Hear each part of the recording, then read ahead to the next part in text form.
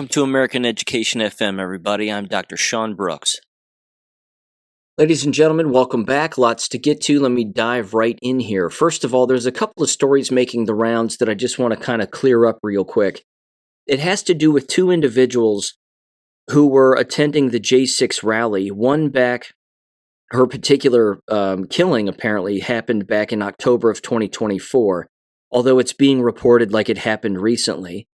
And then there's another individual, again, who was in jail from attending the J6 rallies and was pardoned by President Trump and got out of jail recently and was pulled over by law enforcement and then ultimately shot. That individual's name lives in Indiana, or lived in Indiana. His name was Matthew Huddle. As it turns out, Matthew Huddle had quite the rap sheet, allegedly beating up his 3-year-old child.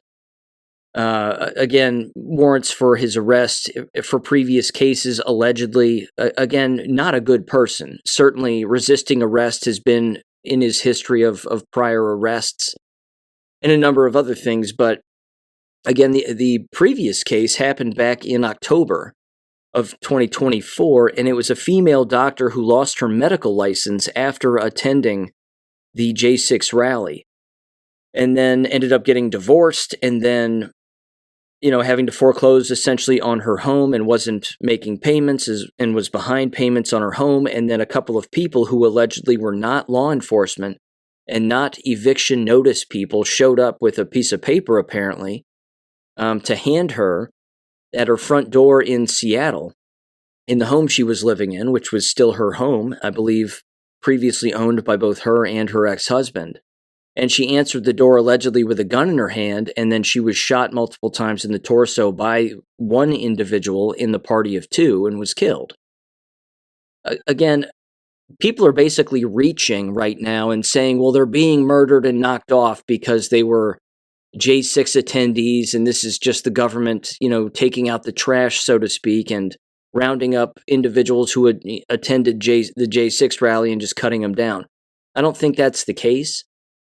Again, two unfortunate cases, clearly, and two completely different individuals. One of them, of course, being far, far better than the other is just downright people, I guess. But even so, people are grasping at straws here and sort of looking for something that might not be there. So I just wanted to mention that right out of the gate because, again, you can get on X and bounce around and even do your own digging on these individuals and get into their history, and you'll find out, again, it really has nothing to do with J6 per se, as much as it does just sort of their behavioral pasts. With the female doctors, of course, not necessarily being a bad one, but certainly, again, being one where she would clearly be disappointed regarding a number of different issues. And then the guy in Indiana, he had a rap sheet. So just wanted to clear that up very quickly. Again, with those aside, the winning continues, certainly. Donald Trump has allegedly sent the military into California to open up the waterways and give California back their water. So that's certainly a good thing. And again, if Gavin Newsom or anybody thought that Gavin Newsom was going to run for president in the future, let alone win, I think it's official. That's over with now. In fact, again, we're continuing to watch the destruction of the old guard and the complete destruction of that entire political party because they have absolutely no stance. In fact, I saw the other day it said something like, Democrats can't wait to look for a comeback because Americans love a comeback story in 2028. You have to be kidding. No one with a brain is voting for those people ever again. It's not going to happen. But it doesn't mean that we have to give the right a free pass either on a number of things. We clearly have to continue to watch what they do and make sure that they're not screwing around either. So there's that. There's also this. This has been proposed. In fact, much of the House bills that are being proposed right now are fantastic, and it's a bunch of them. So the question's going to become, again, do they actually start voting on these in lickety-split time, and then, of course, move it on to the Senate where the same thing happens, and then Trump signs it? Time will tell. But here's just one of them, H.R. 698. It's titled, To Amend the Immigration and Nationality Act to Permanently Bar Aliens Who Are Ordered Removed after failing to appear at a removal proceeding absent exceptional circumstances from becoming permanent residents of the United States. Yeah. Why wasn't this on the books to begin with? Why haven't these bills been written in the past? Again, these people shouldn't be here.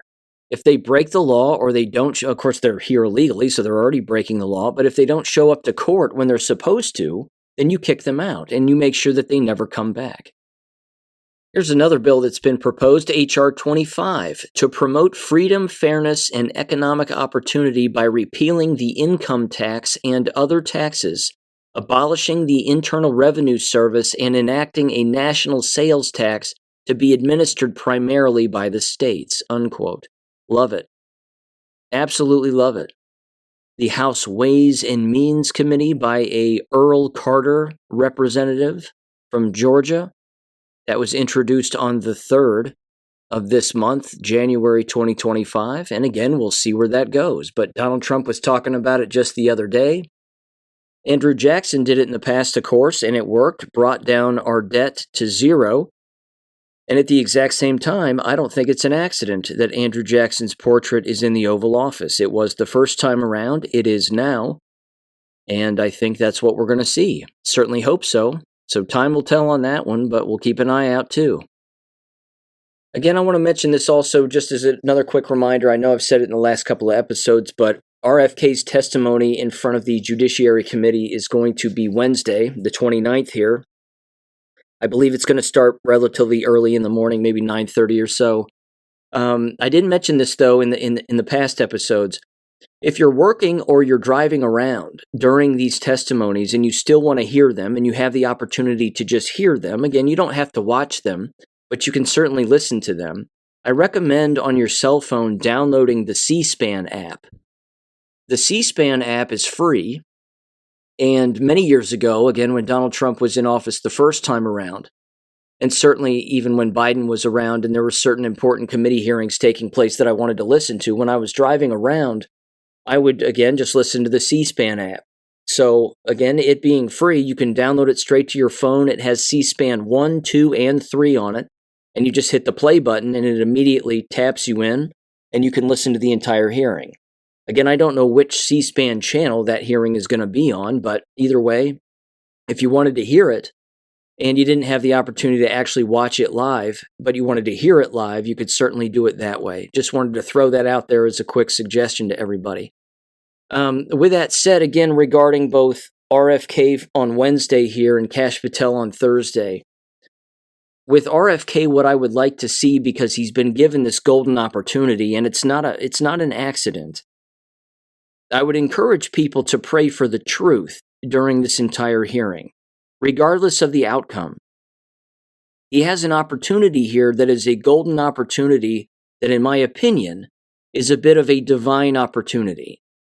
Yes, he's been on the record with Senator Ron Johnson before in those roundtables, but he's never sat in front of the actual recipients of pharmaceutical kickbacks from the Jewish lobby before, with all of these senators, and openly said what he wants to say without being interrupted. Again, he's spoken before in front of committees, I believe run by either James Comer or Jim Jordan, where very famously Debbie Wasserman Schultz was cutting him down and interrupting him, calling him an anti-Semite and, all these other fake names, a vaccine denialist, and 1,000 other things. RFK would do well to not back down here. Again, he has a golden opportunity to tell the truth about all vaccinations. So I've read some reports where he's allegedly, again, I don't know if this is true or not, but people are saying that he's thinking on backtracking a little bit on vaccination and saying, well, some vaccinations save lives and others are, more harmful and this, that, and the other. We all know the truth about all of it, and so does he. He knows that vaccination does not prevent anything from actually occurring. In fact, vaccination is one of the keys in the entire fairy tale of contagion and illness, and certainly the virology lie that continues to exist, that, again, these lobbyists and these politicians have to continue to perpetuate, unless, of course, someone like him comes in there and cuts them all down with actual facts and studies and truth and statistics and so on and so on. So you can guarantee that he will be insulted to his face, certainly by the left, because they're going to look at him and they're going to say, are you a doctor? Are you a medical doctor? Well, why do you know?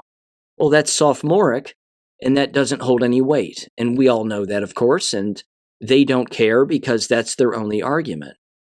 But they're going to be giving themselves away by not asking real questions. So my hope is that and I'm using this as a very specific example, I would hope that RFK would very quickly say something like, have you ever read the package insert of vaccinations? Inside the box where the vials exist when they are delivered to a doctor's office or a hospital, have you ever read the package insert? We know that politicians have never read a package insert in their lives. So, given that fact, they have nowhere to stand then, because they don't read. Hell, they don't read their own bills, for God's sakes. So they're certainly not going to read a package insert on a vaccination. We know, of course, also that all vaccinations are poison, but it says so in the package insert. It also says the word shedding inside of package inserts for vaccinations, including quote-unquote flu shots. So this is a very real thing. Endless side effects as a result of pumping those poisons into your bloodstream and into your bones and your muscles and whatever else, wherever you receive them, and how deep that needle goes. And then, of course, how much juice is actually inside the vial itself, which most average human beings have no idea how much or how little is supposed to be in them. But the package inserts are the dead giveaway that can hang these people because they haven't read them, and the package inserts clearly say that they are poisonous and do have numerous adverse side effects. Just like every TV commercial you see with all these smiling people jogging through the forest, and then all it shows at the bottom and all it says at the bottom of the screen are all of the adverse effects that these individuals have. Again, regardless of the shot or the prescription drug that the person is taking. So this has to be used against these people. I hope that the issue of package inserts gets brought up in this hearing. I know it's a very specific line of inquiry, but I think it's a very important one because this is, again, what cost Kim Carter her job at her hospital position down in Cincinnati a number of months ago. Same exact thing. She recorded it. I played the whole recording on the show. She was talking to the individuals of HR and the other supervisors. She was saying, you haven't read the package insert. You want me to get a flu shot or not wear a mask, or wear a mask and not get a flu shot, and I'm not doing either of those things because they're both poisonous. And then again, she asked them, have you read the package insert? And they just immediately shut her down. I think we're done here. You're not a team player. You're not following policy. And she goes, you're not following policy and you're not reading the directions. I mean, they might as well be drinking, I don't know, a glass cleaner. Because it clearly says in the directions, do not consume orally. It's for glass, it's not for drinking. But again, this is the problem. These politicians are arguably the dumbest and most blackmailed human beings on the face of the planet. We know that. RFK knows that. And that's just what I would like to see. I would love to see him not back down. I want to see him triple down on the fact that all vaccinations are poisonous, that there's no proof whatsoever that vaccination saves any lives or prevents any illness whatsoever. None. Zero. He needs to say something about halting all COVID shots, halting all flu shots, halting all vaccination altogether. Because let's face it, it's all the same poison now. They're all manufactured by the same people. There's a depopulation agenda at hand all of the time. And this is exactly how they plan on getting this into people's bodies. It's also recently been proven that this same poison, all this graphene and all this metal, of course, and self-assembling nanotech can work its way clearly and be manufactured clearly into oral pharmaceuticals and actual pills that people swallow. This is a problem too. But this has to be brought up also. So I hope that he shows up with the documents in hand. I hope he shows up with the actual studies. And then when it comes to just general decorum, I hope to God that the chairman of the committee, whether that be Grassley or somebody else, whoever it is that's running that committee, I hope it's not Lindsey Graham, but it might be, that they openly give RFK the opportunity to talk and they keep the arguments and the argumentative nature out of the meeting. I don't think that's going to happen. I think it's going to be argumentative, certainly from the left. But he's got to bring up what's really going on because, again, he's been sitting in these roundtable meetings with Ron Johnson. And if you recall, there really weren't any other senators in the room, let alone any other senator asking any questions to any of these medical professionals, so to speak, any questions about COVID shots or other shots altogether. So, like I've said, this is a big, big deal. And this is a huge opportunity here for Americans to wake up. And we're going to see what happens. So, again, that's going to be Wednesday morning, I think. And then, of course, Kash Patel the very next day, where all hell's going to break loose on that one. I'm certain. So there you go. Again, I've got more jab-related stuff in a little bit, but just wanted to make mention of that real quick. Again, he doesn't probably know who I am nor care about what I think, but I think the package insert angle is a good one. Because, again, there were no package inserts for COVID shots, as you may recall. It was all just PowerPoint presentations and slideshows from the FDA and the CDC just telling everybody that it's very healthy and this is what you need to take because we said so. But there was no package insert. And the word death and cancer and heart failure and Parkinson's disease and blood clotting and all of that stuff was left off, of course, because the package inserts were blank. It was just a giant fold-out piece of paper with not a single dot of ink on them. And that's an issue. So this has to be brought up by him again. If I was in his position, that's one of the many places I would start. So there you go. Okay. Education stuff, there's a lot here. First of all, I got to mention this. I wrote a new Substack. It's over at theamericanclassroom.substack.com. It is titled Irreparable Damage, the Current Blinding Reasons Why American Schools Are Finished. And I go through, again, a number of different topics just very briefly, just providing some very recent examples. I talk about the elimination of illegal and discriminatory policy, of course, the DEI stuff, which I read in the last episode. The irreversible enrollment decline, which is not seeing any growth as far as public schools are concerned, which is a good thing. It's collapsing. I get into, again, the individuals who would not want to have their child become a public school teacher as opposed to those who would want, and they're heading in opposite directions, those two. The number of Americans, it says, who would want their child to be a public school teacher recently overtook the percent of who would want this. And again, a lot of these numbers just go up to 2022 and sometimes 2023 because, again, it usually takes 2 to 3 years for new statistics to come out regarding a lot of things related to the field of education. But I list those charts there as well. And then, of course, the bioweapon impact.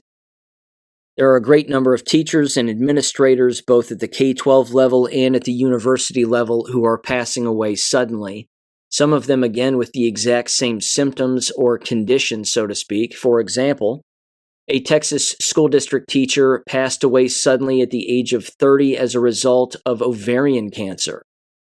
30-year-olds don't get ovarian cancer. It doesn't happen. But again, by the looks of her, I mean, she was not healthy. She was overweight, clearly, and probably a team player. Again, teacher of the year wherever she worked, and there you have it. So she was probably certainly well jabbed. They would almost have to be. Massachusetts teacher, again, 38 years old, died of ovarian cancer as well. There was a Little Rock, Arkansas, school teacher who was found dead in his staff bathroom inside of the school, unresponsive. Just like that, died in the bathroom. And then in my search for other individuals who work in the education profession, wouldn't you know it, I came across this. This was on January 20th out of the Miami Student, where I live, the local Miami University newspaper. It was titled, quote, "A Big Loss for the Farmer Community."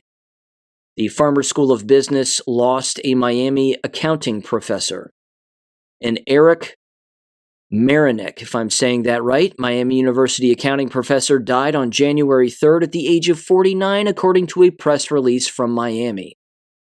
Many students knew who he was, blah, blah, blah. They really enjoyed his class, blah, blah, blah. No cause of death mentioned. Even in the university statement that they put out to all of these students and staff about his passing, not a peep about the cause of death. They just don't mention it. Again, it's just the same old memo that goes out. Well, another one died. Anyway, here's a service. Here's where you can send things and gifts to his family if you're interested. Blah, blah, blah. Have a nice day. On to the next thing. They're killing their own people. They killed their own, they're just murdering their own customers and their own employees through shot taking. That's exactly what this has to be. I can't believe that anybody would think anything otherwise. There are other professors here that have died, certainly just within the last month. Duke physics professor Tom Meehan dies unexpectedly at the age of 54. What killed him? Is it common for these people to just be falling over? Here's one more. Stuart Rice, physical chemistry teacher and researcher, dies. University of Chicago professor who specialized in physical chemistry, who encompassed principles of physics like energy, force and motion, and blah, blah, blah. So he died a few days ago. Again, if you get on different search engines, as I've said in the past, and you type in teacher dies or teacher dies suddenly, and then you just choose the timeline being something like a month ago or just this past month, the number of stories that pop up are endless. But as I say in the Substack, not always are they going to make their way to the actual media. Sometimes the universities in particular will just make the death of a fellow faculty member very private. It'll go out in a memo, again, or a very private email to other staff members, and they'll say, don't tell the media about this. The family wants to keep it private. And then it becomes very difficult to actually find on the internet. But sometimes, again, they end up leaking. And then the university or college basically says, well, we have to put out a memo now and tell the media and make it sound like we're controlling this to some extent. So let's just talk about what a great professional they were, and we won't ask any questions about the cause of death. Again, if you have this many people dying since the shot rollout at all of these institutions, you would think somebody would be asking a question. But they're not. And if they are, they're doing it very quietly with a whole lot of lawyers in a room because they're just trying to save their asses. It's beyond terrible. Again, in the Substack, I also get into the business of sexual crime stories, pedophilia, and neglect. There have been many, and always are, as we know. Very famously, there were, a 47-year-old school principal in Florida at an elementary school, who was arrested alongside one of their fellow teachers, 47 and 45 years old, both of them, after having over 100 people at her house with alcohol all over the place and alcohol poisoning taking place and what have you. Again, both female teachers, beyond disgusting. And then, of course, American schools harboring illegal aliens. This is something, again, where these people are doubling down. And they are doing whatever they have to do to protect illegal aliens and illegal students and try to keep them in these buildings and turn ICE away and ICE agents away as much as possible, including, I saw this the other day on Old Libs of TikTok, somebody took a picture of a red card that was being distributed to students. Apparently this was by the Immigrant Legal Resource Center. That's the link associated at the bottom of this little red card, and it says the following, and apparently this is being handed out to California school students. Certainly in some schools anyway. It doesn't specify which district. But it says, quote, I do not wish to speak with you, answer your questions, or sign or hand you any document based on my Fifth Amendment rights under the United States Constitution. Well, you don't have any Fifth Amendment rights because you're illegally here. It says, I do not give you permission to enter my home based on my Fourth Amendment rights. You don't have those either. Under the United States Constitution, unless you have a warrant to enter signed by a judge or magistrate with my name on it, that you slide under the door. That's hilarious. It says, I do not give you permission to search any of my belongings based on my Fourth Amendment rights. You don't have those either. It says, I choose to exercise my constitutional rights, of which, of course, you have none. It says, these cards are available to citizens and non-citizens alike, unquote. Again, the website is ilrc.org/redcards. So there you go. Any school district, again, engaging in any of this nonsense is the problem. And they need to be rounded up too. With that said, I also included this. This is making the rounds as well. Dave Bondi in Michigan, who covers a lot of education news up there, he got a hold of a memo that was sent to him from the Department of Education. And it went out on January 23rd. And the subject line was Michigan Department of Education additional guidance on the responsibility to educate all school-aged children regardless of citizenship and immigration status. It says, as noted in a memo last week, the Supreme Court decision Plyler v. Doe 457 U.S. 202, 1982 established the right of all students, irrespective of citizenship or immigration status, to a free public education. All right, first of all, I have to interrupt there very quickly. This right here should have shown people that this is the scheme in order to eventually turn American schools into sanctuary status locations, because that's really what they are now.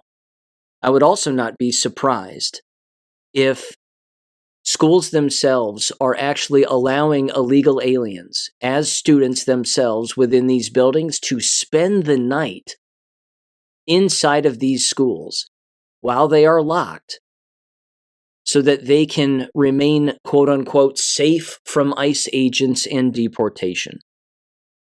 Which means they are harboring illegal aliens as American schools. You have to assume this is happening. The memo goes on, it says, as many of you are aware, President Trump signed an executive order Monday to end birthright citizenship for all affected children born on or after February 19th, 2025. It lists the executive order specifically, and then it goes on, and this is where Dana Nessel gets involved, who's an absolute abomination. Michigan Attorney General Dana Nessel joined a multi-state lawsuit on behalf of the people of Michigan, which asserts that the executive order is a violation of the 14th Amendment of the U.S. Constitution. The 14th Amendment begins, all persons born or naturalized in the United States and subject to the jurisdiction thereof are citizens of the United States and of the state wherein they reside. It says the lawsuit discusses several adverse impacts of the presidential executive order, and these adverse impacts could include detrimental effects on student attendance and therefore student achievement, at least in the short term. Well, let's face it, they're not learning anything anyway. But either way, it goes on again. It says the new administration has also announced that the Federal Immigration and Customs Enforcement, ICE, will be permitted to enforce immigration policy and question individuals in previously protected areas, including places of worship, hospitals, and schools. This action could cast a shadow on students' rights to a free public education under Plyler. It then says, in scaring students and families, this action could also reduce student attendance and, by extension, student achievement. Again, it's just nuts. They're referencing law, but they're referencing law out of context. Anyway, it wraps up here. It says, among the many responsibilities that you and your staffs address with kindness, care, and professionalism each day is to make children feel welcome and safe in your schools. School staff, like students, should be able to focus on teaching and learning and not have to navigate thorny legal issues that could harm children's rights and abilities to access a free public education. It is a challenging moment, but I know that you and your teams will support your children and families to the very best of your ability. Thank you for your consideration of this important communication. Consideration. That's a key word there. Thank you for this, thank you for your consideration, which means they can't legally discipline nor stop a school from turning in illegal aliens because they have to. And if ICE comes knocking, well, you don't have a choice. But again, this is what's happening. This is part of the giant scheme here. This has always been a part of the long-term scheme, is to move these environments into a place where they literally become a sanctuary for illegals. It's nuts. As you might expect, too, this also highlights the ongoing civil war within the profession, certainly based on this political issue, because that's what these environments are. They're filled with political ideologues, and they're filled with all of this, again, political ideology on a constant basis, which means they just blow like a flag on a flagpole from one side to the other, from one issue to the other, but not everybody's going to agree. And unfortunately, the business is led by people who believe that everybody just needs to agree on everything. That's communism. So no, not everybody believes in any of this regarding harboring illegal aliens. Here was one from Resist the Mainstream. It was titled, "Texas Teacher Calls on ICE to Raid His School, Claims Many Students Don't Speak English." Yeah. Get them out. Get them out. In fact, it's also rather openly been said, certainly in the state of Texas, that they want more illegals there because it'll allow them to fill up their schools. And with more illegal aliens and more butts and seats, that means that those schools get more money, which means they have to hire more people, which means the school district can stay afloat. But it's staying afloat on a house of cards because the vast majority of the students that you're bringing in and allowing to be there are illegal aliens. It says a Texas substitute teacher has sparked controversy after urging ICE to conduct a raid on Northside High School in Fort Worth. The teacher criticized the school system's handling of students who don't speak English, stating many use iPhone translators to communicate. That's not a school. It's a prison camp. It's a foreign prison camp in Fort Worth, Texas. It says, quote, "I have many students who don't even speak English, and they are in 10th and 11th grade. They have to communicate through their iPhone translator with me. The U.S. Department of Education should totally overhaul our school system in Texas, too," the teacher said in a post, according to the New York Post. Yeah. It says, in response to the post, Fort Worth Independent School District launched an investigation ensuring parents that ICE would not target the school. The incident comes amidst President Trump's push for ICE involvement in sensitive areas like schools. The Fort Worth district has a significant Hispanic population, reassured families, stating that teachers' opinions did not reflect district values. See what I mean? The district's opinion trumps that of any school teacher, again, substitute or otherwise. It goes on, it says, this isn't the first time that a Fort Worth teacher has made anti-immigrant statements. In fact, you may recall this very famously. I brought this up on the show a long time ago. In 2019, Georgia Clark, an English teacher, faced backlash for calling on President Trump to remove illegal students from Mexico. It says from her school, rather. Clark's comments eventually led to her firing after they went public. And if you recall, I believe she ended up winning a lawsuit as a result of all of that. It says the controversy has reignited the debate over immigration and its impact on public education. It's always been a problem. It hasn't reignited anything. It's always been lit. The fuse has always been lit. This just continues to highlight, again, the entire business in a nutshell. They have no problem openly admitting to people that they're fine breaking the law and supporting individuals who break the law, which means, what does that say about the people running this business? At every single district level, they have no problem breaking the law, telling people they're breaking the law, not just with federal and state and local issues, but even internal issues. They don't have any problem telling people this, and they don't know that that's exactly what they're doing and saying when they support such issues. It's nuts. Again, I can't, for the life of me, figure out why people keep sending their children to these environments. They're criminal organizations. They're telling you they're criminal organizations. They're incapable of doing the right thing. Case in point. Let me mention this story now. This was one that slipped through the cracks here, certainly regarding me and not paying attention to this. And it's very serious. And this was brought to my attention very recently here, this past month, from a listener of the show. And this has to do with Klein Independent School District in the Houston, Texas area. This is a messed up story. So let me give you a little background on this first, and then I'll get into a couple of posts here. One of the headlines regarding this story is Klein ISD faces questions in sex trafficking ring. This was back in August of 2024. I've got some audio to play with this right out of the gate here, about 5 minutes long. I'll use this to just introduce this story, and then I've got a couple of Facebook posts here from a listener of the show regarding, again, how do you hold any of these people accountable, in particular, the administrators who were warned about this and did nothing about it. So let me play this audio from their local Fox 26 Houston affiliate here and give this a listen in 3, 2, 1.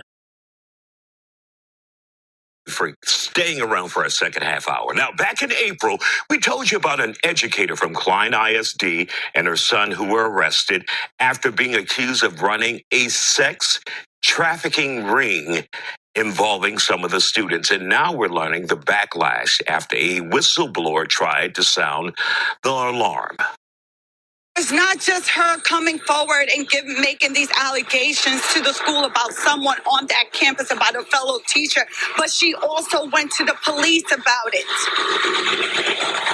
And nothing was done for months. This predator remained on this campus for over a year. How is it that she remained in these classrooms? How is it that the school did not put her on timeout or put her away from the students, at least until an investigation was done? And of course, Kedra Griffsby and her son Roger McGee were arrested, but apparently people were told more than a year ago. So how does this happen?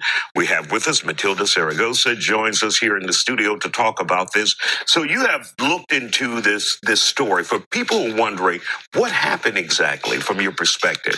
I just believe that there was an individual that kind of got inside that school system and, was targeting these young individuals. And again, this happens. This is an epidemic that's happening all over the world. So while we may be shocked, you're saying this is nothing new. Oh, this is quite common. This is something that happens quite often. Again, I just had a situation with my kids. They're going to the school. I'm dropping them off. I deal with human trafficking. I'm letting them know about it each and every single day and tell me why they were able to walk out of the school grounds and go on to a store down the street. Now, when I came back to argue this, they're telling me they can't control anything outside of that fence. So in onset, they're saying that if they saw something happening right there on the other side of that fence, there's nothing they could do about it. Mm-hmm. So I'm just like, how do we combat this, right? Because nobody's safe anymore. So I feel like just looking for the signs, you have to look at these individuals who are vulnerable. And, these people like this are targeting these young individuals for profit. Yeah. But what do you do if you have a wolf in sheep's clothing inside a school? Well, you have to try to look at these people and try to determine, of course, background checks. You want to, you want to acknowledge. And Matilda, in this case, it wouldn't come up because that's how she became a teacher. She has a clean background. Crap. People get into some crazy stuff once they start their careers. And this can come in all aspects of the school. We have individuals, I know from a fact that we have individuals that go into school and they are actual students that are scouting other individuals to bring them into human trafficking. So this is something that's probably been ongoing. She's probably had a long history of trauma inside of her home, brought that inside of the school. It's money making all day, every day. And she probably figured, okay, here's a big platform where I can utilize my profession to gain access to these children and put them out there for human trafficking. For parents who may be watching this, what would be your best advice to them to make sure their son or their daughter, they're okay? I always tell everybody, look for the signs. If your child becomes withdrawn, if you start to see excessive drug use, they're acting out, they're being rebellious, they're no longer wanting excessive absences or tardiness, start skipping school, you want to look into these individuals and find out what is happening inside of that school. Your child is just not transforming into another individual for no reason at all. There's something going on. And of course, I think also for parents out there, you can't be in denial. If you see it, you have to realize it's a possibility. It's everywhere. I mean, we now have it in the rich neighborhoods. We have it. It comes from the poor neighborhood. It's all over. It's in the schools. It's in the churches. And if you see something and you know something's going on, don't act like you're not seeing it. You're hurting this baby, and this baby is being out there, or these children. Let me say it this way. Just these children are out there, and they're being used and sold to individuals over and over and over again. So look at the setting that you're setting them up for, a lifelong full of just trauma and probably criminal activity. In many instances, this is not about money at all. It's about someone who may have groomed this person and said, I love you, and if you love me, you do this for me. All the time. Those are called our Romeo pimps, right? It can be male or female. It can be for any gender. And they come in and they'll tell you the things that you want to hear. They want to tell you, they want to fill that void. They look for the vulnerable. They look for the weak. They look for those that have unstable housing, that come from the foster care system, who have issues with their bodies, and they want to make them feel like they're so wanted, and they'll start to groom them and condition their minds to tell them that you're doing all this for the sake of love. All right. Matilda Saragosa, thank you for joining us here on The Factor Uncensored. That was well said. That was a pretty good summary as to what goes on within these school buildings. And make no mistake, it's every school district. As you've heard me say before, it is impossible that you would have that many minors in one concentrated area and not have predators work within these buildings. They do. And they may not be out in the open about it. They may be closeted predators, but they are still there, and they still exist. So, again, this was something that I was, that I could pick up on very easily when I was a school teacher. I could easily see which teachers had certain relationships with certain students and which ones didn't. And of course, you're not supposed to have relationships with students, but unfortunately, that's the political blurring of the lines that's taken place in the business, certainly through all of the social emotional learning education and all that other nonsense, is that they always tell people, and by people I mean teacher education students at the university level, that you need to build relationships, quote unquote, with students. Just always build relationships. Well, the fact is that this, not only is that, of course, a terrible message and an untrue message, you're really only there to teach a subject factually and then go home as a school teacher. But, these two individuals, again, were black. A black mother and a black son teaching cosmetology, apparently, in this particular school and in this particular district, and they were the ones engaging in this, child sex trafficking ring. So again, when a fellow employee comes to a building administrator and says, you need to investigate this needs to be investigated, contractually speaking, that administrator has to follow their codes of conduct and the entire process for investigating individuals. They have to be placed on administrative leave, either paid or unpaid. But again, if there is suspicion of an actual crime taking place, you have to get police involved, of course, immediately. And as you heard, apparently the police were either disinterested or they didn't suspect any wrongdoing even when they were told. But then again, why would someone make something like this up? That's another story. Either way, a listener of the show sent me these particular Facebook posts, and one of them, again, says the following here. It says, quote, a case of neglect, ? Regarding Klein ISD. And it says by Patrick Huff, PhD, former Klein principal. So I'm assuming they were the ones that wrote this. This former principal. It says, quote, the practice of placing a teacher on administrative leave has always been a very serious issue. In years past, a teacher placed on administrative leave was a teacher whom the school administration had received and documented a flagrant violation or multiple violations against a student or groups of students. Administrative leave can also be used when a teacher is charged with a crime that warranted a police report and a subsequent investigation. The purpose of using administrative leave is to protect the students. The intent is to remove the teacher while the investigation ensues. During the time the teacher is on leave, the administration conducts a thorough investigation by interviewing students, parents, or fellow teachers. that might have pertinent information about the accusations. Once the school or school district has completed their investigation, a decision can be made for termination or placement back into the school if the evidence did not support the charge. In my duties as principal, I have had to use the administrative leave option. It is not anything that a principal enters into lightly. It should only be used in the most egregious of circumstances when it needs to be done. However, it is imperative that the principal acts and makes the proper decision. It is part of keeping the school environment safe and conducive for learning. Well, I have some disagreements with that, but I'll get into that in a minute. It says, in more recent times in Klein ISD, the act of placing teachers on administrative leave has fallen to the Human Resources Department.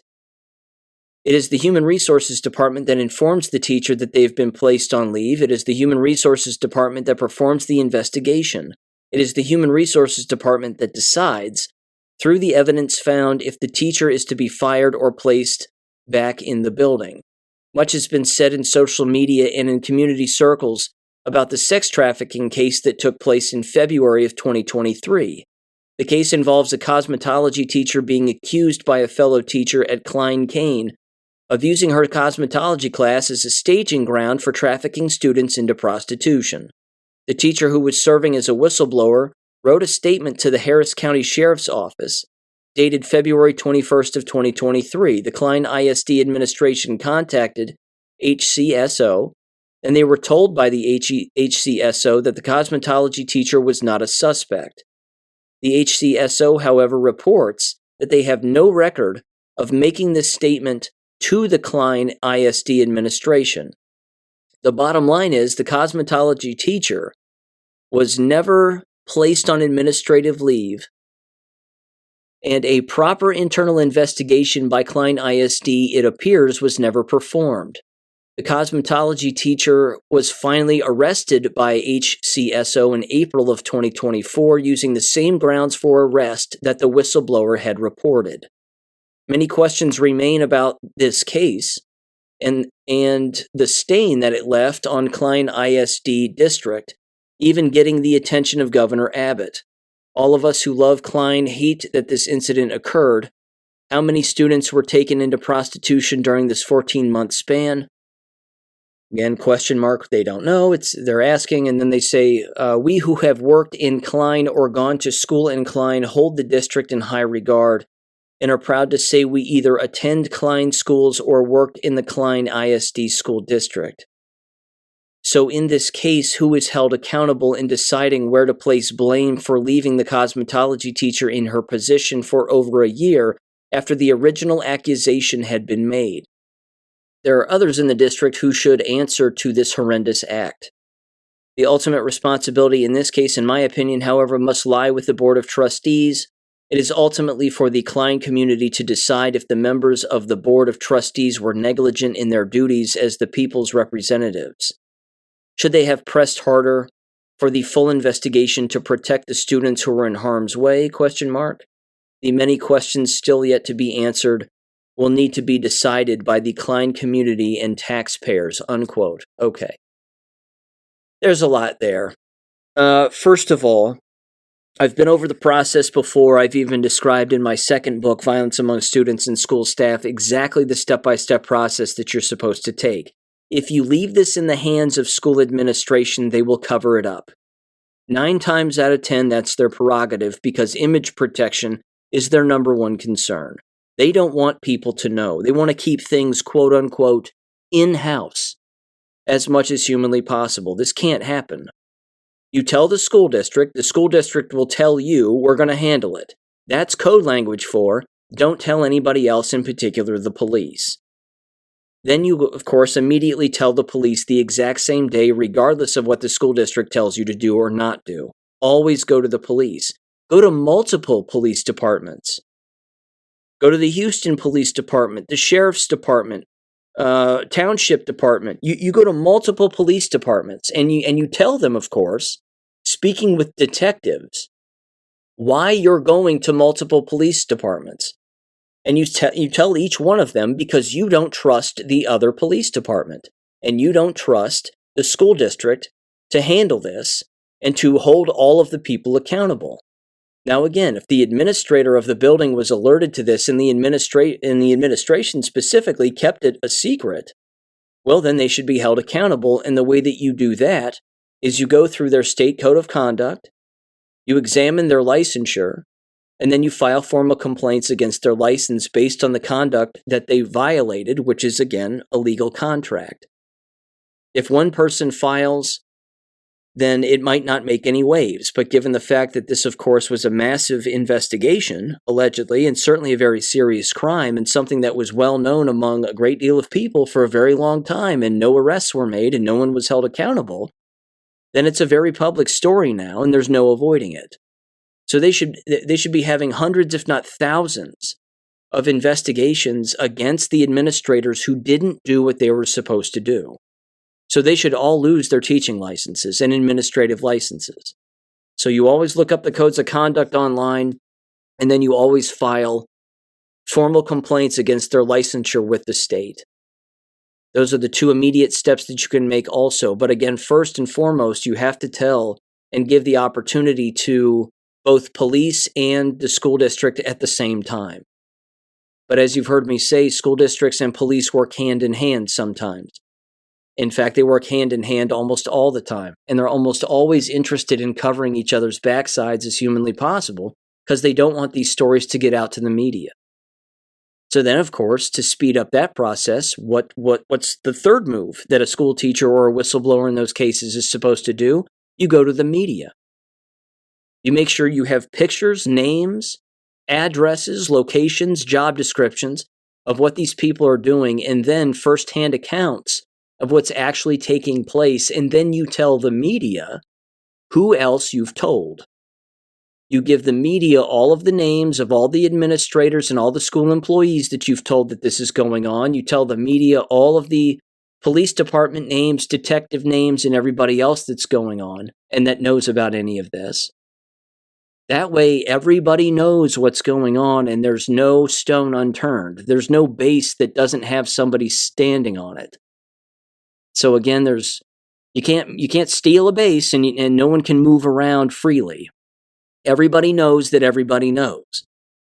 And then, of course, when it comes to paid administrative leave or just administrative leave, that is typically the job of HR departments, but it's also the job of police. Because if police find out about this first, they go to HR immediately and they say, "We've been told you have a teacher that's doing XYZ. So we're going to investigate, we're going to detain them, and you're going to place them on administrative leave, and you're going to do that now." If the police tell the school district that, the school district has to do it. They have no choice. In most school districts across the United States, if the police take the lead, the school district has to comply. And then, of course, if the school district engages in any cover-up, well, that's obstruction of justice and tampering with evidence and a number of other crimes that they're engaging in, and they do that all the time too. But you just have to be persistent. You have to cover every single base, which again is school administration, police, media. You go to all three on the exact same day. And you tell the media last. That way, you can tell the media, who has the larger voice, hopefully anyway, that you've already talked with the administration and they know about it both verbally and in writing regarding all of the players and the accusations. Same thing with law enforcement. You tell the media that law enforcement knows, they know all the players, and they know all the accusations, and you've told them both verbally to their face and you've given it to them in writing. That's how that breaks down. And then while they're all going after each other and destroying one another or trying to protect something or, again, actually hold people accountable, that's when you can go after the individual's licenses who are actually the guilty parties, including school administration who didn't do what they were supposed to do. So that's the process of going after it. It's an arduous process. It's a tiresome process, but it is the right thing to do. And if everybody just did the right thing, things like this would never happen. But see, they don't even bother teaching people about the process and that process in that situation. They don't run situations in teacher education programs the way that they're supposed to with these individuals who are training to do a job in a profession. All they're focused on, by and large, in teacher education programs, as you've heard me say and as you know, is activism and then lesson planning. And that's it. Technology use, lesson planning, activism, blah, blah, blah, blah, blah. Over and over again. It's not situational legal analysis of what you're supposed to do in these situations when you find yourself in these situations, and you will.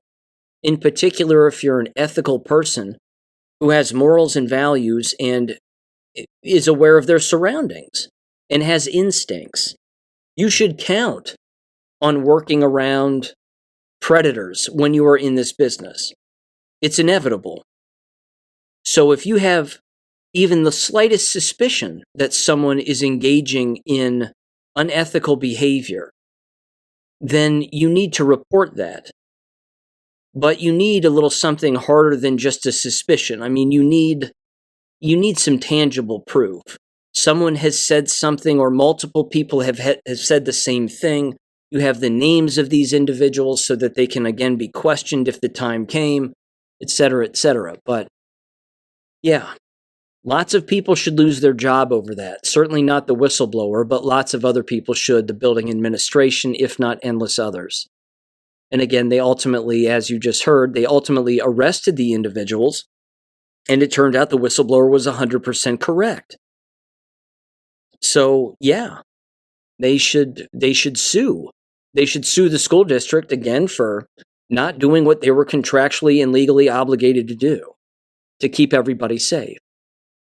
It might be a tall order, but it's something that, again, that whistleblower could certainly do if they were interested, and if they lawyer up with the right people, then yeah, they certainly have a case, I think. Again, I'm not a lawyer, like to think I am from time to time, but why not? People aren't doing what they're contractually obligated to do. They should be held accountable. It's actually kind of a nice transition to this next story. This is a bit of a follow-up here from when Dr. Robin McCutcheon was on last. And she sent me this email along with a number of other people, and I just wanted to read this to you because this was her email response to the officials at Marshall University regarding their policy or proposed policy in an attempt to eliminate tenure and then have, again, annual reviews for all of their professors regardless of what they've accomplished, what they've done, their longevity, and then, of course, whether they're tenured or not. So I want people to understand that I can see all sides of this issue. Some people at face value would say, well, most university professors are left-wing whack jobs and they need to remove tenure because tenure is a problem. I understand that angle fully. And there are people who, again, have abused the tenure process in the past at every university over the course of endless years. And that's, of course, not a new thing. Very famously, I remember a story again of a Miami University professor, highly unqualified for the position that she was attaining. And my dad told me this story a long time ago, but she ended up claiming that she got pregnant and had a miscarriage as a result of the tenure and promotion process. And she blamed the tenure and promotion process for her miscarriage, and said that it was too stressful for her and she was under a lot of scrutiny and pressure to publish and this, that, and the other, and she ended up having a miscarriage as a result, and she was going to lawyer up, and so the university just gave her tenure basically to make the whole thing go away. It's beyond disgusting, of course, that she would use that as an excuse, but again, the process does get abused. However, the process also gets abused from the administrators at the top in a downward angle to be used again against professors, which is beyond terrible. And that's certainly the case here with Marshall. And in the last episode, when Robin was bringing this up, we were discussing all of the reasons as to why that's the case. Whether it's to get rid of older professors, bring in less qualified individuals, bring in illegal individuals, it's hard to say. Or again, have everybody align politically so that if you go against anything that the administration has in store, well, then you're going to be cut loose. So I would encourage people to look at it from this angle also, which is there are excellent professors that do exist at the college and university level, many of which are full-blown awake, like Robin is. And she's actually not only earned tenure status as a full professor, but she's there to protect students, much like my dad was. It was the exact same thing. Again, he was a full professor, and he knew that he could stand up for students who couldn't stand up for themselves against bad professors and bad administrators, who, again, were either abusing these students or not being ethical with them or whatever it was. And then, of course, he would go to bat for these students as a full professor, knowing full well he wasn't going to lose his job. So there's multiple ways of looking at it, but it also has to do, again, with your contractual obligation, and Marshall University, in this case, breaking their contractual obligation to anybody who has tenure. So here's what she said in her email, and then I'm going to read you her email response to the university, and it's very well done. And I think it hits on basically every base. Here's what she said in the body of the email, just very briefly. She said, quote, I am forwarding my concerns, or comments rather, on a document of a proposed policy for post-tenure review that Marshall faculty are being asked to approve. If approved, it will destroy the tenure system, which is our shield protecting our academic freedom. I sent the following email to all my colleagues. We'll see what they say. Robin. And I got back to Robin a while back, a couple weeks ago, and my dad relayed to me how this post-tenure review process was actually something that hit Miami University back in the early 1990s. And it didn't go anywhere because what had to happen was the entire university would have to rewrite their governance documents, and they didn't want to do that. And basically that's essentially what would happen here at Marshall. You can't just propose something new without going back in time and looking at all the past contracts and then rewriting those contracts, which you can't do because they've already been signed, certainly by the individuals who have tenure. So you'd have to rewrite the entire governance document of how your professors are governed, essentially, and of course all of the academic freedom that they currently have, whether you agree with it or not, and regardless of what they bring up in the classroom or they don't. But they still have it because we have freedom of speech. So it's interesting, again, that even those on the left are now being forced to defend freedom of speech when maybe in the past they wouldn't have. They've been actually cracking down on freedom of speech and limiting it. Either way, here's exactly what Robin said in her email.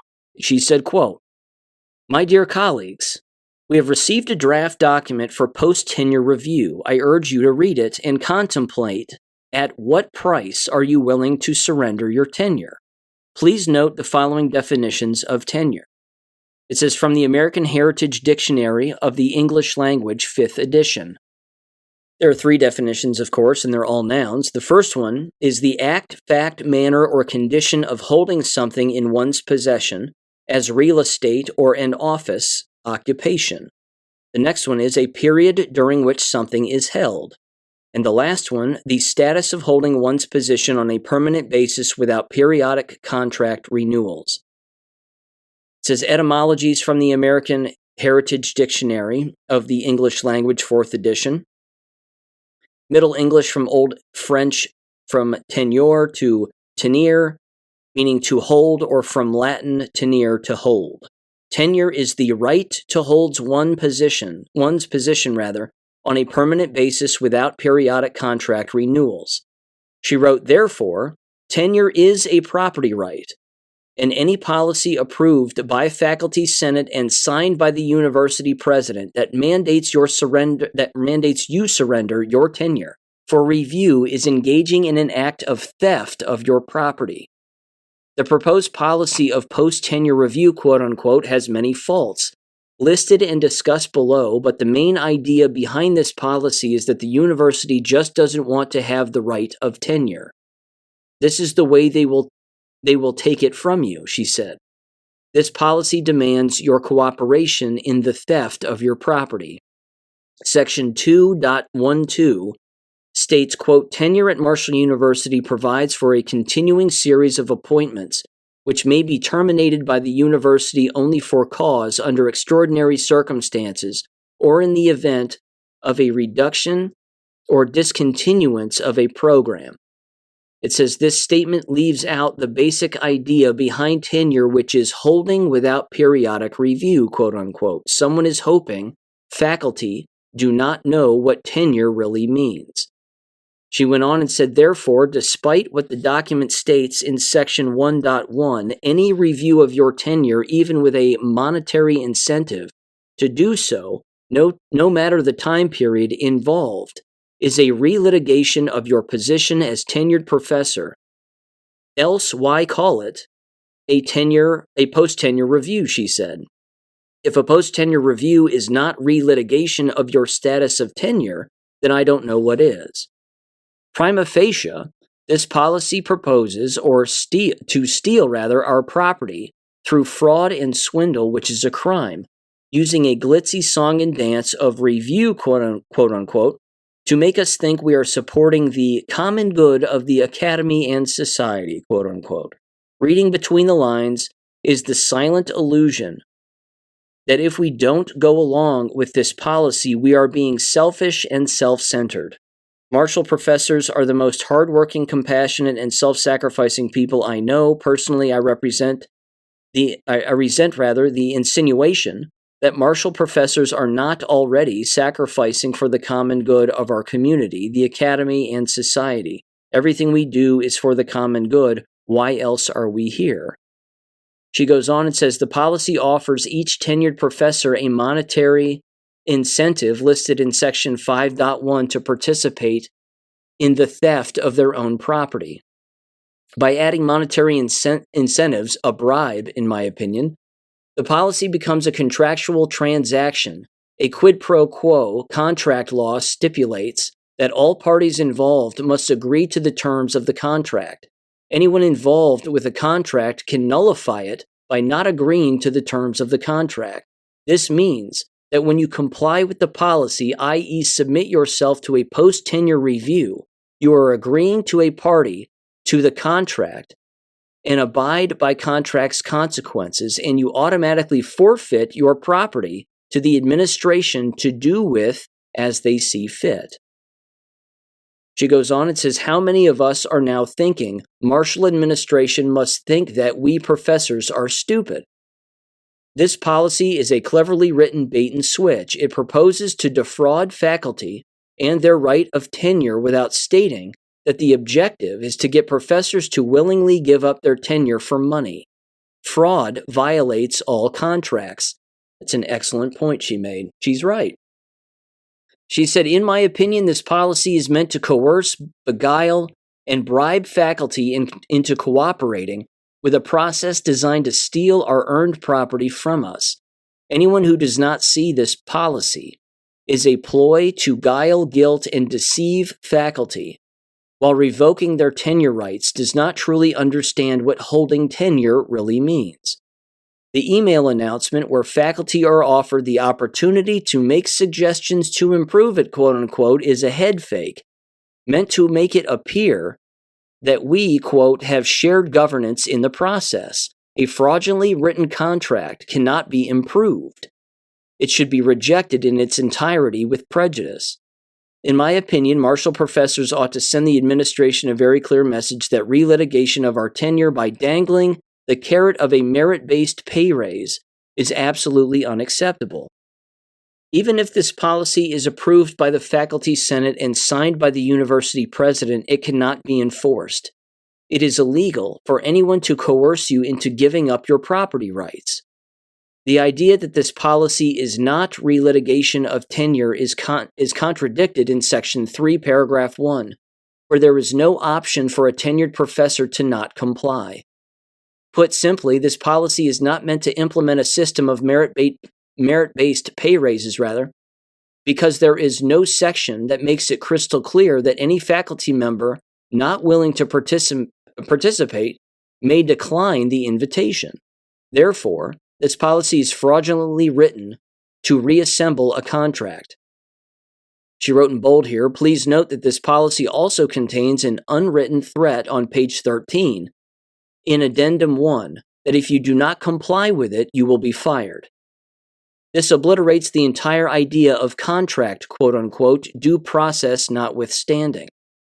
Further, the wording on page 13, Addendum 1 says, quote, structured properly, post-tenure review can take place without undermining the concept and practice of tenure, without stifling faculty creativity, and without leading to increased bureaucracy, unquote, is a bold-faced lie. It says, in my opinion, she said, this policy obliterates the concept and practice of tenure, will chill the academic freedom, creativity, and research of faculty, and is disguised to add several more layers of bureaucracy. Of course. Because if an academic institution is saying one thing, the exact opposite is true.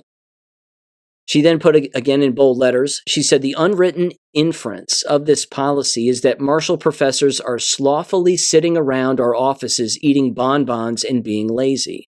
If our annual reports do not reveal the needs improvement or unacceptable actions that need correction, then why on earth do we spend our valuable time working to get to the exemplary or professional level?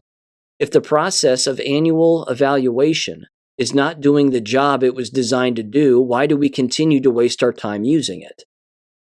She said, lastly, I believe the people of this ad hoc committee for this post-tenure review, quote-unquote, policy should be held blameless for idea and wording proposed in the policy. Since this is an ad hoc committee and not a standing university committee, its formation is a ruse by upper administration to give this policy the veneer of legitimacy of being, quote, shared governance. How often are we going to fall for this trick? For faculty who were surprised when they received the email announcing this policy, the existence of the ad hoc committee and the committee's membership, I asked them to please consider that these committee members are now being used as scapegoats to take the blame for upper administration's blatant attempt at robbing us of our property right of tenure. I refuse to believe that any of the committee members would willfully write a policy that relitigates their own tenure, let alone that of their colleagues. Given that LCOB faculty have not heard about this policy in any of our monthly college meetings since spring of 2022, when the committee was formed, I surmise that these committee members have been under orders to not talk about the policy in their respective colleges' monthly meetings so that the premature exposure would not derail the possibility of passage. 100%. It's 100%. These sneaky bastards always keep this stuff behind closed doors, in the shadows, under the table, until the last second, and then they spring it on people. It's how it always works. Well done. She keeps going here. I'm going to finish this up. She says, quote, I would not be surprised in the least to learn that the entire policy was handed to the committee pre-written and told to approve it. Nor would I be surprised to learn that any of their objections to the policy in part or in its entirety were ignored and rebuffed. The existence of the committee itself was merely to give the policy the veneer of legitimacy and shared governance, quote unquote. She then wrote this, perhaps the only choice these committee members had was to trust that their colleagues would see through the ruse and expose it for what it is. It is fraud. After reading this policy, I am left with some very uncomfortable conclusions. Personally, I am greatly disappointed to see this form of deceitful behavior again by people with offices in Old Main, who have stated to me often and repeatedly that they have the best interests of faculty in mind. Given the intent of this policy, clearly they don't, and in my opinion, they aren't above trying to mislead faculty and steal what doesn't belong to them again. The only silver lining to this sad story is that when university faculty and faculty senate rejects this policy, the university professor probably will still sign it anyway, thus finally destroying any remaining illusion of shared governance. We will finally have transparency and see what administration is really doing. She then put this again in bold. My friends and colleagues, there are no redeeming qualities about this policy. There is nothing of benefit for tenured faculty in this policy. This policy ought to be rebuffed, repudiated, and rejected in its entirety. It says this email represents my plea to the LCOB Faculty Senate representatives. Please do not allow this policy to be approved by Faculty Senate, because any agreement and promotion of this policy, any declaration that is legitimate, will rob all of us of the most valuable property we possess at this university, the right of tenure, to hold your job as tenured professor in perpetuity without periodic review for as long as you choose to remain at Marshall. For myself, I decline to participate in any review process, quote unquote, that will steal my right of tenure, the property I have rightfully earned. I decline to agree to the terms of this farce. I urge you all to do the same. Please feel welcome and share this email with your colleagues in other colleges, as this policy is equally harmful to them as well. Respectfully submitted for my colleagues' thoughtful consideration, Robin. Unquote. Well done. That was very well done. And she's right. It's a contract. It's an agreement. And it's your property. It's your status. It's your title. They can't take it from you. You earned it under their parameters that were pre-existing in the first place, not to mention their new policy proposal is a deterrent. Now you're just getting rid of tenure, which means why even do the work? You would become even more of a slave to the bureaucratic state, because then they can change the parameters to whatever they want them to be. They can be as politically ideological as they want to be. And then they can be more engage in favoritism rather, toward endless individuals more so than they probably already do, based on, again, whether or not they like the person or not. Because, again, they're annual contracts, and tenure isn't there to protect the ethical anymore, because, again, tenure it goes both ways. It's there, unfortunately, to protect those who are not ethical, but it's also there to protect the ethical from the non-ethical, and to protect the professional from the non-professional or unprofessional person or administrator. So again, it's disgusting. It basically means that every single college professor becomes a yearly contracted K-12 school teacher all over again. If they don't like you, then you're gone. That's not what they signed up for. That's not what an assistant professor at a university signs up for. It's not what an associate professor, of course, who already has tenure signed up for. And a full professor who already has tenure didn't sign up for that either. And yeah, at face value, you're breaking the law. You're taking someone's contractual property that belongs to them. So, well done. I hope that makes the rounds throughout the entire university. And it's an interesting shakeup. Because again, let's face it, they have less students. You know, the whole jab rollout. They have less students, they have less staff members probably. They're chronically sick, they're moving more to an online environment. And they sort of want to liquefy the entire environment and make everybody exactly the same all of the time. That's communism. And it never works out. So well done, Robin. That's amazing. Great breakdown of the document. Again, they're putting themselves in more legal peril in the future. I don't think they understand class action lawsuits and what that can mean, and how this has already been something that's been tried lots of places and it falls flat on its face. Because again, they'd have to go back and fix and rewrite endless governance documents that already exist on the records at the university, and they probably don't want to do that. So there you go. Okay, I'm sure she'll be back on in the future to discuss later happenings with that and more upcoming happenings with that. And we'll have her back on without a doubt. Okay, I'm going to wrap up with this. Couple of quick things. First, very quietly, jab-related, Alberta, Canada has called for the halt of COVID shots. Interesting. Because of all of the adverse effects and the heart trouble and the cancer and the spikes in hospital visits and that one thing that they all have in common. This is something else that RFK Jr. could use at his disposal and for his advantage. Because again, senators don't want to hear this, and senators certainly don't want someone like him to bring this up publicly on the record. This is going to be, again, the RFK hearing is going to be the first time where you're going to have this many senators or whatever you want to call them, bureaucrats in one room at one time on this specified issue. And again, those on the left are going to use headlines from news reports and submit them for the record and smear him and do whatever else they have to do instead of asking him actual questions. If there's an intelligent senator in the room, which I doubt there would be, but if there's any intelligent senator in the room, you would simply give RFK the opportunity to talk. Ask him a question and then just let him go for 5+ minutes or however long, each individual senator is allowed to ask questions. But ask one question and then just let him go. What are your thoughts on vaccination? Can you highlight some studies on that? And we would like to hear from you directly on that. You have the floor. That's all they have to say. And then let him go. I just hope he doesn't back down. Because again, in conclusion here, there's a couple of things that are very alarming. This first one he can use to his advantage also. This was published this month, January 2024, in the Journal of Science, Public Health Policy, and the Law. And it is titled Vaccination and Neurodevelopmental Disorders, a study of 9-year-old children enrolled in Medicaid.